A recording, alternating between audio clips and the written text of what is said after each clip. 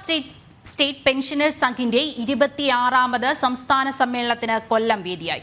പ്രതിനിധി സമ്മേളനത്തിന്റെ ഉദ്ഘാടനം കേന്ദ്രമന്ത്രി വി മുരളീധരൻ നിർവഹിച്ചു.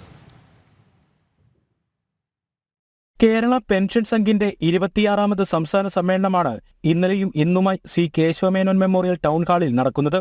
ഇന്നു നടന്ന പ്രതിനിധി സമ്മേളനം കേന്ദ്രമന്ത്രി വി മുരളീധരൻ ഉദ്ഘാടനം ചെയ്തു. ക്ഷേമ പെൻഷൻ വിതരണം ചെയ്യുന്നതിനുള്ള തുക മുഴുവൻ കേന്ദ്ര സർക്കാർ സംസ്ഥാനത്തിന് കൈമാറിയിട്ടും സംസ്ഥാനം അത് വിതരണം ചെയ്യുന്നില്ലെന്ന് വി മുരളീധരൻ പറഞ്ഞു.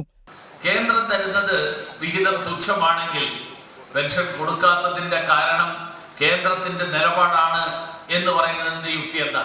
സംസ്ഥാനമാണ് മുഴുവൻ വഹിക്കുന്നതെങ്കിൽ കേന്ദ്രം തരാത്തത് കൊണ്ടാണ് ഞങ്ങൾക്ക് കൊടുക്കാൻ പറ്റാത്തത് എന്ന് പറയേണ്ട കാര്യമില്ലല്ലോ. മാത്രമല്ല, ക്ഷേമ പെൻഷൻ കുടിശ്ശിക 2023 ഒക്ടോബറിൽ 602.14 കോടി രൂപ കേന്ദ്രം കൊടുത്തു തീർത്തു. പാർലമെന്റിൽ രേഖാമൂലം വ്യക്തമാക്കിയ കാര്യമാണ്. പക്ഷെ അതിനുശേഷമാണ് കോഴിക്കോട് ചക്കട്ടപ്പാറയിലെ ജോസഫ് ആത്മഹത്യ. അപ്പൊ ആ പണമൊക്കെ എവിടെ പോയി? BMS ദക്ഷിണ ക്ഷേത്ര സംഘടനാ സെക്രട്ടറി MB രാജീവൻ, സ്വാഗത സംഘം chairman retired major general doctor CS Nair, FETO സംസ്ഥാന പ്രസിഡന്റ് SK ജയകുമാർ തുടങ്ങിയവർ ചടങ്ങിൽ സന്നിഹിതരായിരുന്നു. ജനം, കൊല്ലം.